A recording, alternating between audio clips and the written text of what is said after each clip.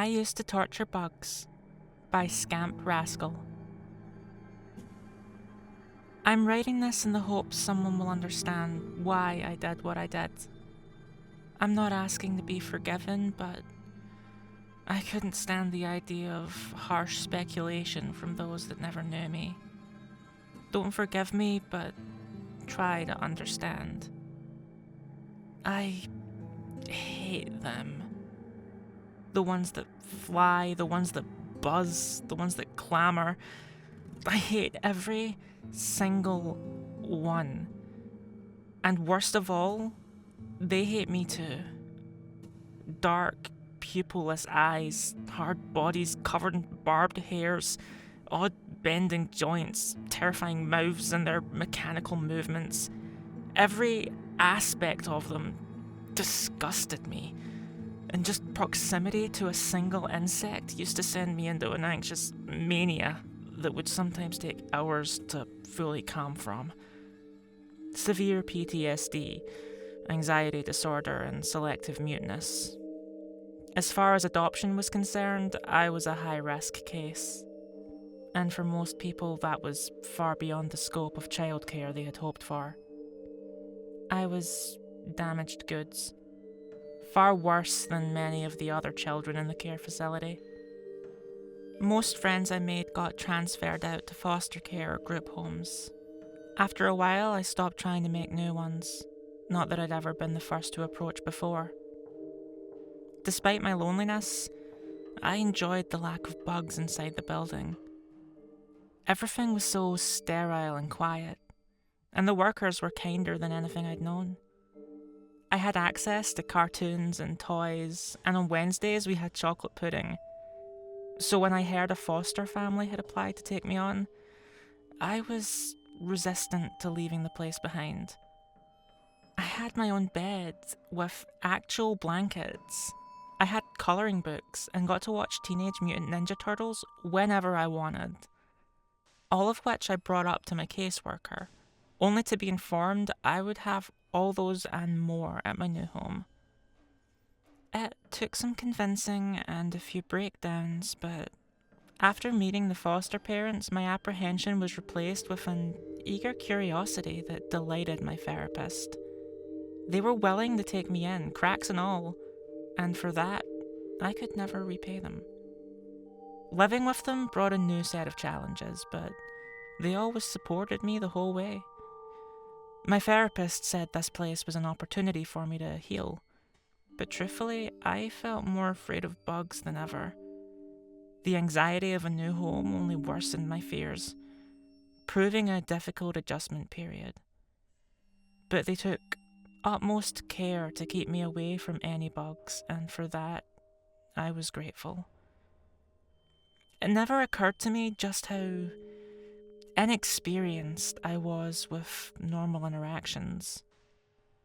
How strange was an adult I could talk to without immense dread, ones that actually listened to me. But I guess I'd never had a proper example of a parent. My real mom was a lot different. She ignored me a lot and slept most of the time. Sometimes she would sleep entire days, only ever getting up when one of her boyfriends came around. That's what she called the men that came around. Her boyfriends. Every couple days, another would come by, sometimes a few at a time. Sometimes they were mean, but mostly they just ignored me. The apartment was always cluttered, trash and clothes strewn about the place like a tornado had come through. Random assortments of items my mum kept to sell later, though she never did.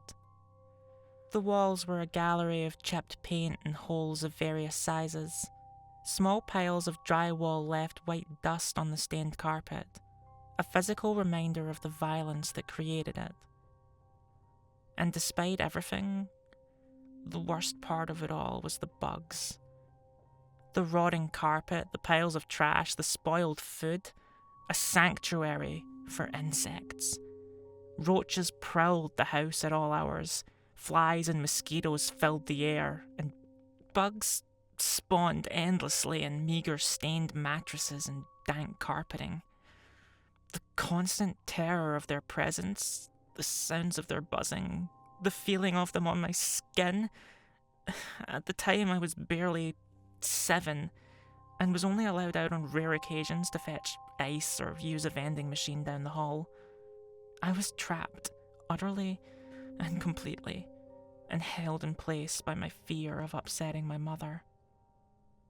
Moving into my new home came with a new set of challenges, and for once I felt hyper-aware of my behaviour and began to feel immense guilt.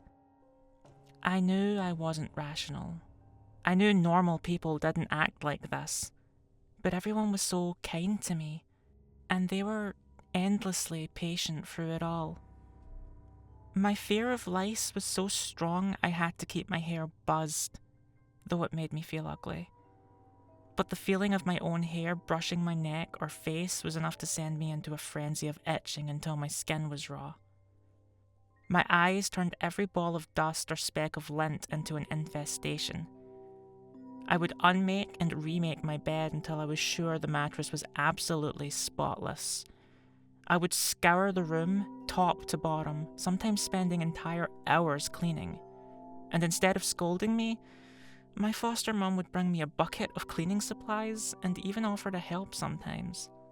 She taught me how to clean properly, and what chemicals to use where, and what not to mix. And though I wasn't able to go outside without a breakdown, I felt confident in her abilities to keep a clean home. I could wander the house without falling into a panic, and that was enough for then. I rarely spoke, but my foster mum did enough talking for the both of us. She said so long as I could nod, she would do the rest. I wanted to make her proud. I promised myself I would heal if only for her sake. Someone believed in me, and I wanted to believe it too. At my old house, I slept on an uncovered mattress on the floor. The folds housed a seemingly endless army of bedbugs that left me covered in little itchy red bumps. And sometimes, if I cried to my mum enough, she would even have one of her boyfriends spray it down with Raid, which did little more than irritate my lungs, but it made me feel safer regardless. I used to keep my light on all night in an effort to keep the roaches away, but I found that left on long enough, even the roaches would get used to its sickly yellow glow, and no amount of toxic spray could keep them away from the garbage and decay that littered the apartment. The smell clung to my skin and clothes, mildew, mold, and cigarette smoke, but I hardly noticed it anymore, having gotten used to all the terrible scents in the apartment but one: Mum's medicine, which smelled distinctly different from everything else. At least once a week, clouds of smoke would drift in from my mum's room that cut through the stench, a chemical burning smell that made me feel woozy and usually marked the start of my mum's sleeping cycle. She told me she was sick and needed to take her medicine or else she would die. She would sell anything worth money, and to my protest, I would always hear something along the lines of, "You don't want your mummy to die, do you?" I started deliberately damaging my toys in an effort to make them less desirable for sale, and made an extreme effort to hide the one DVD I possessed. Season 1 of the Teenage Mutant Ninja Turtles was my prized possession. Ever since one of her boyfriends found it on sale at a Blockbuster for me, I would play it on repeat on my tiny DVD player. How ironic it was that a bargain bin DVD purchased as an afterthought to keep me distracted meant everything to me. After taking her medicine, she would spend a few days in bed. During this time, she was impossible to communicate with, nodding off in the middle of conversations and speaking nonsense. And even though I had to fend for myself during this time, it was the lesser of her two evils. When she didn't have her medicine for long enough, she would become erratic. It felt like being in a cage with an agitated animal. She would jump between extreme emotions while ranting at me or anyone who would listen. Sometimes she became super mum for a day, buying me toys, feeding me, bathing me, being kind. These days made me feel incredibly anxious, knowing that at any moment she would flip like a switch. Beneath her surface lurked a predator wearing the skin of kindness and motherhood. She would care for me with all the tension of a sharp object in a taut plastic bag, and I felt every razor thin moment. Sometimes I wished she would die, and the guilt of it consumed me. In my new home, I had become increasingly agitated at my slow recovery. I felt guilty that despite all of my foster parents' efforts, I had barely made any progress. My frustration grew so intensely that the next time I saw a bug, I became enraged. And despite my near overwhelming fear, I charged at it and squashed it under my shoe. At first, I felt intense nausea and anxiety so badly I fell to my knees. I began preparing for another episode, crying and shaking until I was a withered, dehydrated husk. But instead, the growing feeling was suddenly swept away by intense satisfaction. A euphoric moment that made me feel not just happy, but powerful. My foster parents cheered at the news, reinforcing my own joy at having conquered my fear. It felt so good to make them proud, and to take control over something that tormented my life, if even in a small way. It felt so good, in fact, that I spent the whole next day scouring the house for another bug to squash. And when I did, I ground its meagre frame into a smear under my shoe. And again, I felt a euphoric release that sent tingles down my spine. Every subsequent bug I smashed brought me another step toward healing, and I was able to walk around the house without fear. I became more talkative and even started playing with my foster siblings. Now I was eagerly searching for bugs to smoosh, searching in every dusty corner of the house. It became my new obsession. Each insect destroyed brought me hours of relief. It's like each time I did, my fear faded more. Only, my anxiety never really went away. It simply changed. Suddenly, if I went an entire day without killing a bug, I felt my panic return tenfold. An itch that, if left ignored, would grow into a panic attack more severe than before. And unable to reliably find bugs inside the house to satisfy my needs, I began exploring the garden outside. Again, I was met with extraordinary praise at my steps outside. Everyone viewed it as a huge leap forward. Of course, I never told them why I was driven to go outside, as I felt ashamed.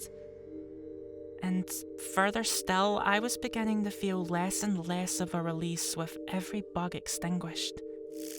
The time between the craving became shorter, and the payoff less satisfying each time, and it was starting to scare me. Most meals at my old home consisted of chips that went on sale and the occasional pizza or microwave slop. More often than not, I would be going to sleep hungry. I was skinny even for a kid, and sometimes the men that came around felt pity. Occasionally they'd give me a candy bar or a few bucks for the vending machine, but never anything more than a snack. I learned to stop telling my mum I was hungry, as that seemed to agitate her most of all. I was an ungrateful nuisance, as she often reminded me, and that she must be the worst mum in the world.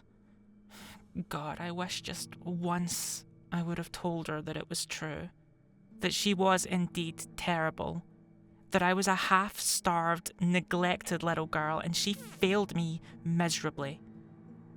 Instead, I would comfort my own mother, a child grasping at sweetened lies to placate her outbursts. I would have to assure her she was a good mum, and everything was all right, and that I loved her. As I knew all too well, her wallowing could turn into utter vitriol at any moment. The lice and bed bugs became so bad, I began sleeping in her grime-stained bathtub, stuffing blankets and pillows between me and the cold fiberglass tub.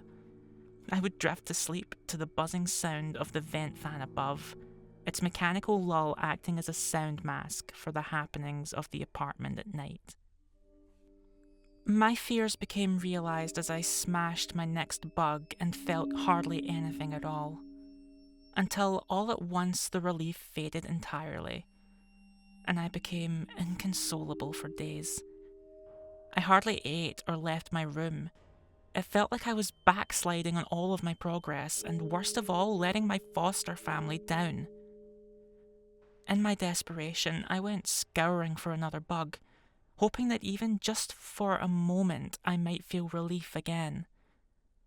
After a frantic search, I found a beetle on the back porch, and this time, instead of stepping on it, I reached down and plucked it from the ground. Instantly, I had shuddered involuntarily, my stomach lurching at the sensation of its chitinous body flailing against my hand. It squirmed desperately, attempting to pull itself free of my grasp. I struggled against my own body, seeing flashes in my vision. I remember seeing hundreds of flies buzzing around my head as I fled back to my room with the beetle. I clenched my eyes shut in fear of the swarm and felt my way back to my room. In the darkness of my eyelids, I saw my mother's face, her expression mirroring the very last time I had seen her. An icy terror shot through my body before my knees buckled and I fell to the ground. When I opened my eyes and the flies were gone and I was in my room, and in my hand sat the beetle. Without thinking, I unfurled my hand, reached down, and pulled a leg from the beetle's body. I watched it flail wildly on its back and felt a tinge of relief. So again, I reached down and pulled another leg from its body, this time pulling a lump of soft flesh from its socket along with it, and I felt my own body relax in response. Slowly, I pulled its limbs off one at a time, and this time it felt more than relief. I felt a wave of satisfaction at its torturous death, as if I was transferring my own suffering into its tiny form. This is what I was looking for, relief and pleasure intertwined, my own medicine, just like Mum. Soon I began experimenting with different methods, cutting pieces off them, burning them with matches, impaling them. I even drowned a few, though that method was never very precise. I would restrain them with Scotch tape and poke them with needles, sometimes even heating it over a candle first. I was always looking for new ways to inflict suffering on them, and each one brought me more joy than the last. I would do this several times a day, and unlike just squashing them, the relief never started fading. But even as damaged as I was, I knew it was wrong. Or at least I was afraid of letting my foster family down again. I was afraid of getting caught, afraid of being deprived of my outlet, and I was afraid I'd get in trouble. I spent a lot of time daydreaming at the old apartment, anything to help my mind escape from my real situation. I would pretend the Ninja Turtles showed up to take me on adventures and eat pizza and take me to a real school. Sometimes I'd get so lost in my pretend I'd go several days without so much as knocking on my mum's bedroom door. Until one week, the bugs had gotten worse than ever. Clusters of flies in every room, roaches on the walls, nowhere was safe. Despite my fear of angering my mother, I reached a breaking point when I woke in the middle of the night to the feeling of a roach crawling across my arm. I sobbed outside her door, a howling cry, hoping to wake her up without needing to enter. Usually, this many days after taking her medicine, she would come out needing more. But lost in my own world, I failed to notice she hadn't so much as left her room in days. I knocked and called out her name for what must have been hours, too afraid to open it without permission and warrant her usual beating. I debated leaving the apartment for outside help, but felt sure that would earn me a beating as well. I tried to stop. Really, I did, but by then my attachment to torturing insects was inseparable. I couldn't eat or sleep without it. If I refrained for even a day, I would completely break down. But by then, I was socializing and leaving the house. I was a whole new person. But to remain this way, I began spending my allowance at the local pet store. I'd buy containers full of feeder bugs, crickets, mealworms, roaches, just about anything I could get my hands on. I'd stash the live bugs in a shoebox, where I kept my instruments of torture. I took great care to stash the box in different places so no one could find it. I wasn't allowed to have matches and lighters after all. The pet store workers knew me by name now. I had to make up a fabricated story about having chickens I would hand feed. An uncomfortable lie that I had slowly begun to believe myself. I even debated asking my foster parents if I could get chickens. By now, I was torturing bugs nearly every moment I had alone. No longer just to curb my anxiety, but for pleasure. It felt amazing, and no other description would do it justice. A few times I stayed up all night, capitalizing on the free time to indulge in my sadistic ecstasy. I was 12 years old enough to know better, old enough to understand what I was doing, but I was addicted. That was the truth of it, helplessly addicted, and no one noticed until it was too late. As I sat crying fruitlessly at my mother's door, I could make out a dull, humming sound coming from within the room. It reminded me of the bathroom fan and the ice machine down the hall. Its lull called to me, and despite my fear, I finally tried opening the door. For a moment, I struggled against a small pile of clothes and towels. The room was dim and smelt foul. So much worse than the rest of the house that I pinched my nose shut before pushing my way inside. Only then did I realize what the hum was. A cloud of flies filled the room, emanating a menacing buzz that drowned out all other sound. I ducked as my movement stirred up the swarm, hundreds of flies pushing out into the apartment as I stepped toward the bed. The room was illuminated by a single shaded lamp on the bedside, and in its yellow glow I could make out my mother's shape. I weakly pulled myself onto her bed and crawled toward her, calling out her name. As I neared her legs, I felt a cold wetness soak into my stained pajamas.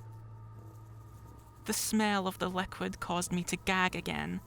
It felt slimy against my skin. To my horror, I realized she was coated in insects of all kinds. Flies, roaches, gnats, a disgusting swarm the size of which I'd never seen. Her face was covered in a writhing mask of dark-bodied bugs overlapping and scrambling about her skin. I tried shaking her awake, all the while calling out, "Mum, Mum, wake up, Mum, please." Her body felt cold under my hands, and unsure how else to help, I began batting the bugs away from her face. I sobbed as I felt them on my hands. I smacked, and I hit, and I batted at them. I could see more crawling from her nose and deflated sockets, clambering over each other to escape my attention. Her face seemed to writhe with them, her nostrils distending over their bodies as they freed themselves like living blackheads. Her mouth was agape, and from it poured insects and maggots and a foul smell that caused me to vomit over her cold chest.